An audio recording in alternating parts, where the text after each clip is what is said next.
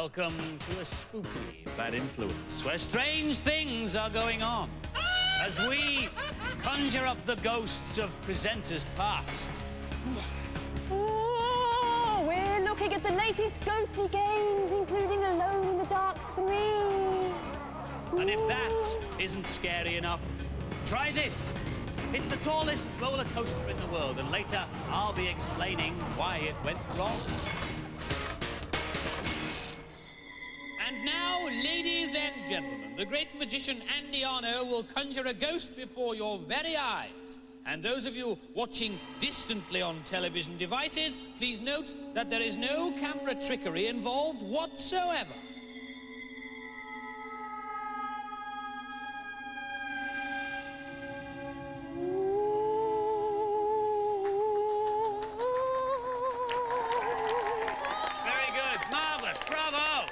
Talented man, he'll go far.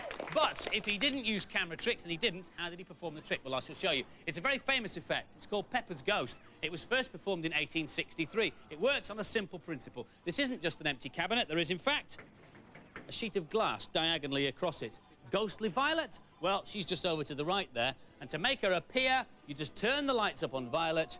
She's reflected in the glass, and it looks like she's off behind the cabinet like that. It's very simple, but very effective. Pepper's Ghost produces what's called in the trade a virtual image. That is, one that appears to be behind the glass. You can't reach out and touch it. Violet, thank you. Violet will let you know. There's another version of this trick which produces what's called a real image. That is, one that floats in midair, one that you think you can reach out and touch. I'll show you how it works. Put our can of drink in here. Close the window. Now, for this to work, I'll have to have two things. A, Les on camera 2 will have to come really close. And B, can we have the studio lights down, please?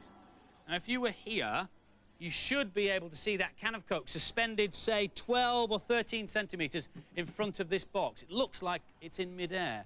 It's terribly clever. Look, this tracing paper will reveal more. As I bring the tracing paper forward, as it passes through the plane where the can is, the can will come into focus. So just about there. There it is. And that paper is about 13 or 14 centimetres in front of the box.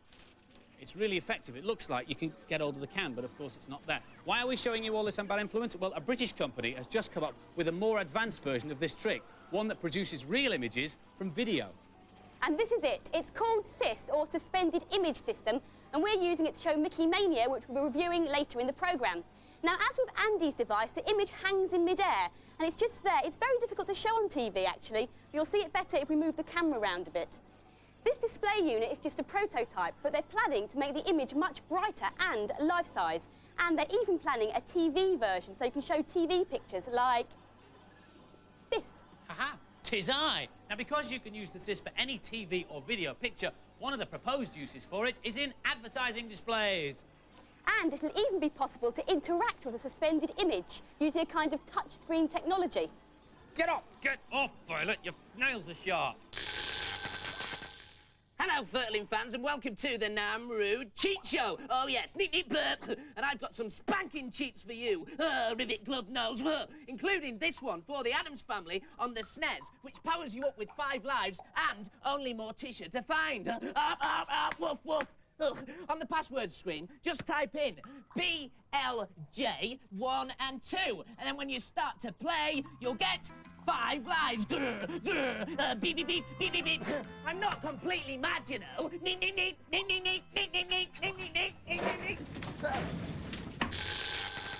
From one head case to another, because our main review this week is Dynamite Headdy on the Mega Drive. Surely one of the strangest characters ever to appear on the system.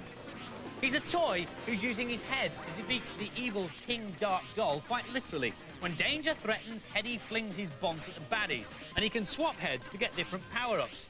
Early on in the game, you visit 3 practice rooms where you find the friends who will aid you in your quest. For instance, this is Headcase, who carries your spare power-up heads, and this is Bo, a little Cupid character who shows you where to fling your heads. The game has a very distinctive look. It's sort of Monty Python meets Wurzel Gummidge. But how does it play? Who else could we get to review a game like this but Adam? Whoever wrote this was probably dropped on the head when they were a child. This is the strangest game I've seen in a long time, but it's actually very good. To climb up a vertical wall, you need to use one of these, a spike head. It's one of the 18 heads in the game. Some of them are good for you, but some of them aren't, and they'll only get you killed. That there is a head case. By shooting it, you can change which head you're using. Right now, I've got to get a weapon head to kill this snake, which comes with monster fireballs in the depths of hell. This is another mad idea. To go to the next level, you're pulled into it by your arch-enemy, Trouble Brewing the Cat. This is a vacuum cleaner head, one of the best weapons in the game. It lets you suck in all the enemies, and it's got to be in competition to be one of the best weapons in any computer game ever. This is a nice game, very original, but some people would find it just too difficult to be bothered with. It's not a very easy game to play, but it's worth persevering with because it's got so many brilliant ideas in it. It gives me a headache just watching him. It's the most wonderfully bizarre game I've ever seen, and it's the most original platform out. And the scores for Dynamite Headdy, both the boys and the girls gave it a psychedelic 4 out of 5. So, pretty good scores there for Dynamite Headdy. Now, about 6 months ago, the tallest roller coaster in the world was opened in Blackpool amidst a great fanfare of publicity. It's called the Pepsi Max Big One. It's controlled by computer and it's a mile long. Now, you may remember that back in July there was an accident involving one set of cars crashing into another set, an accident that shouldn't have been possible. Now, only recently the ride's been reopened, and Andy went along to find out exactly how the impossible happened.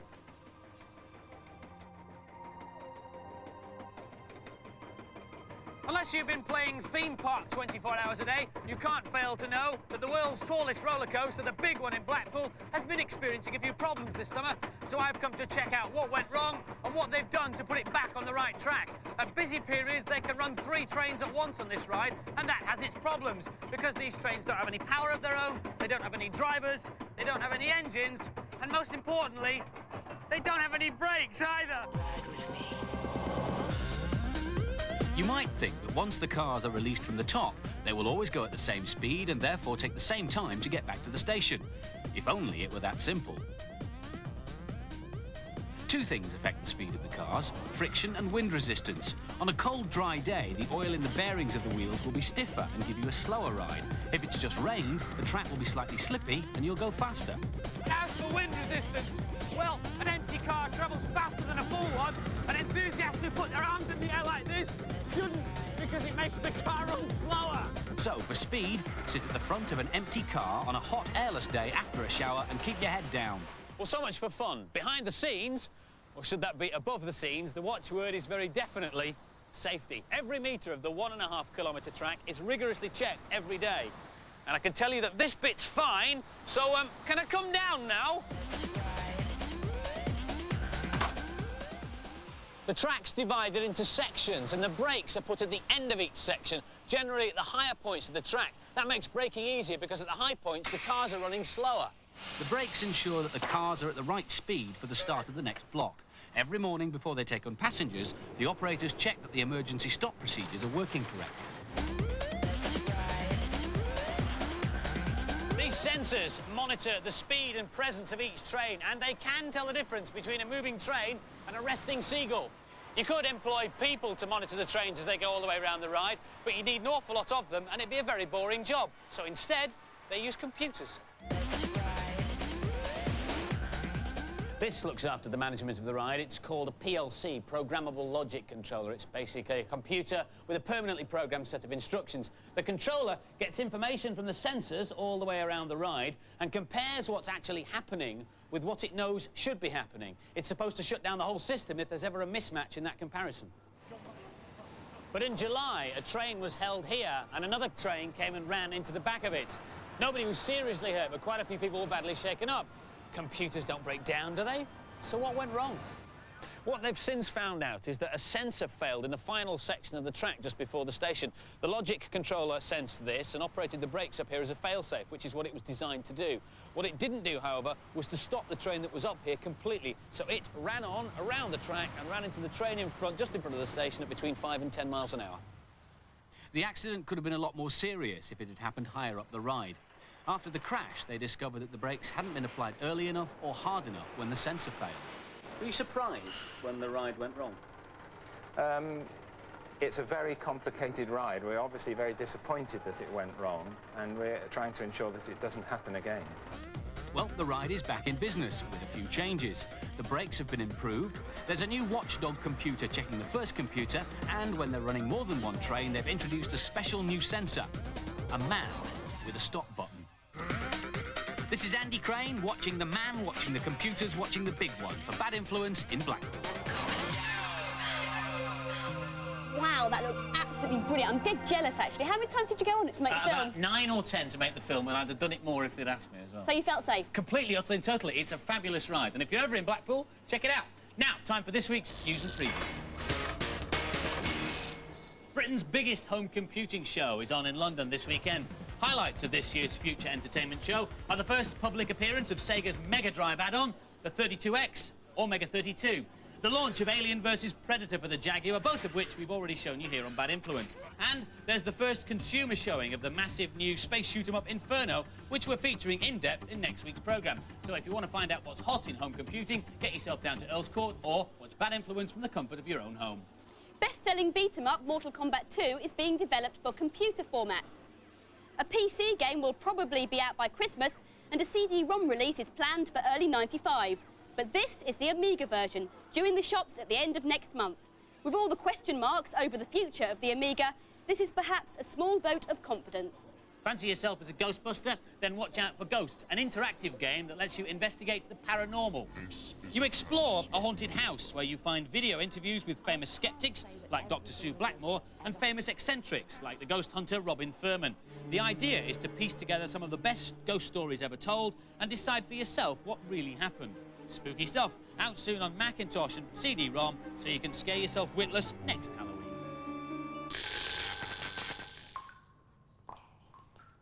Techie subjects. I am the king of the techies. Neep, neep, neep. And you are my subjects. Oh, yes, I am the king. Stand up when I'm talking to you, neep, neep, neep. Here's a cheat, dear subjects, for Prince of Persia on the Game Gear. It lets you start on the very last level. On the password screen, type in P, D, H, J, D, and V, neep, neep, neep, and there you are, the last level. And now, we are all going to sing the King of the Techies song. I am the glorious king of the techies. I am the gracious king of the techies. I'm the king of the techies. How very like the home life of our own dear Queen. If today's show hasn't sent a shiver down your spine yet, just wait till you see the lineup of ghostly games that have slithered their way into the Bad Influence studio. Here's a selection of the spookiest. First up, the sequel to last year's hit game Zombies, it's Ghoul Patrol on the SNES. You play Zeke, who discovers a book in a glowing chest. Following the instructions in the book, he summons up an evil demon of the past. Your ghost-busting mission is to save the demon's victims that are scattered about each level, while avoiding possessed furniture and flying eyeballs. Drink the red potion to turn into the Grim Reaper and float among the living dead. And if that's not scary enough, you can join the spirits of the dead in Isle of the Dead on the PC CD-ROM. You play Jake Dunbar, and your plane has crashed on a remote island. That's the good news. The bad news is that it's full of the living dead, and you only have a limited amount of ammunition. Isle of the Dead is an adventure game with 2 levels to it. The first is a basic kill the zombies before they kill you. The other is a mystery, as Jake tries to find out why the zombies are there in the first place and how he can get back to civilization. Now, how may I be of service to you? If you prefer the more familiar spooks, spectres and monsters, then there's Frankenstein, also on the PC. You have to guide Igor, Dr. Frankenstein's assistant, through a castle, a graveyard and a village, looking for scattered pieces of the monster.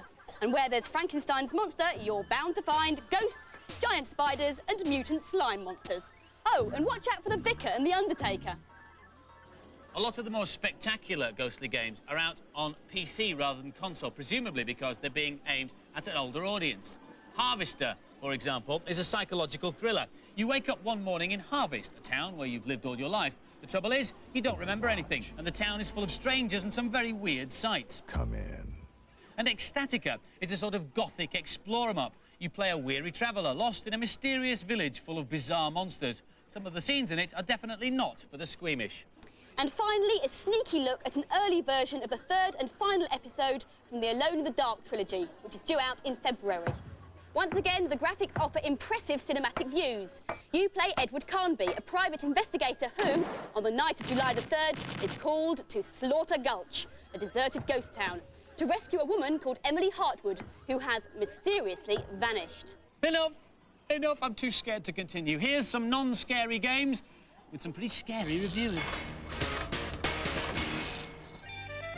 Question. Who's eligible for a bus pass but still bounces around with the best of them? No, not Keith Chegwin, Mickey Mouse, 66 years old and starring in a brand new platform game called Mickey Mania, a gay old romp through the film career of the famous Disney rodent. Here's Chris. This is classic Disney. It looks gorgeous, but it does take itself very seriously. You start off with Steamboat Willie, Mickey's first film from 1928. The game is beautifully animated. The graphics are really nice to look at. The game's aimed at younger players, and the difficulty curve is just about right. In fact, on the first level, you can't actually die. I'm trying to hurl myself into the water here, and these fish are poking me out. Disney connoisseurs among you will recognise that this level is based on Mickey's 1933 film called The Mad Doctor. It's a different style of gameplay, and it's actually quite difficult. It took me a few goes to get through. It's a great-looking game, but experienced game players will finish it within a few hours, so it's not really worth £60. It's not very original, but it's a pleasure to play because it looks so lovely. It's a nice idea, but it reminds me too much of the other Mickey Mouse games, and they're a couple of years old now. Scores then. Mickey Mania gets a golden oldie, 4 out of 5 from the girls and the boys. Next, Race Days for the Game Boy. It's 2 games in 1. There's an overhead game in the style of Micro Machines and a racing sim, which puts you in the driving seat of a 4-wheel drive off-road vehicle. Ready to eat dirt? Here's Katie. I found the overhead game very difficult to play. The tracks are so narrow that all the cars get bottlenecked, and it's very hard to control. The 4-wheel drive game is easier to control and much more fun than the other game is. The graphics are nice and chunky for the Game Boy, but after a while you still lose interest. I like the idea of putting 2 games onto 1 cartridge, but it only works if they're both interesting. The overhead bit is total scrap, to be honest. If they'd got rid of that and used the extra memory space to concentrate on a 3D driving part, it would have been much better. I didn't particularly like either of them. It's very put-downable. Both the boys and the girls agree. Race Days gets a Lada convertible, 3 out of 5. I am not the king of the techies. I am Nep Techie, underwater god of the Furtlers. And I'm creating my own underwater home right here in the basement so I can be worshipped from above. Oh, yes, and this is my high priest, Fang. Oh, what's that you say, Fang? Oh, yes, very good idea. Fang has asked me to provide a miracle for my followers, and I shall do so. Neep, neep, neep. This is a small miracle for Body Blows version 2 on the Amiga. On the options screen, hold down your joystick for 7 seconds. 1, 2, 3, 4, 5, 6, 7. And you'll get a secret cheat options screen that lets you do all sorts of things like turn your energy on and off. Oh no, Fang, Fang, save yourself, Fang. Oh, Andy, Violet, I'm not mad anymore, honest. Can you turn the water off, please? Quick, don't call an emergency plumber. Last week's competition prize was a SNES, a copy of NBA Live 95 and a real basketball set. We asked you, what is the regulation height for a basketball hoop? The answer is 10 feet. We had over 13,000 entries, but the lucky winner is Peter Morris from Kent. Well done. 10 runners-up get Bad Influence Better Than Sleep t-shirts. This week's prize is a Mega Drive with Dynamite Headdy. And the question is, who invented Dynamite? If you know, give us a call with your answer on 0891 555 999, 0891 555 999. Calls will cost no more than 25p. Lines will close at midnight on Monday. As always, make sure you get permission from whoever pays the phone bill before you dial, because as we always say here, you can't win if you don't ask permission, and we do check. That's just about it for this week. Hope you enjoyed the programme. Join us next week when we'll be looking at the space strategy game Inferno. See you then. Bye-bye. Oh, and don't forget to watch Noel's house party on Saturday, because Andy's getting a gotcha Oscar. All right. See you later. See ya. Bye-bye.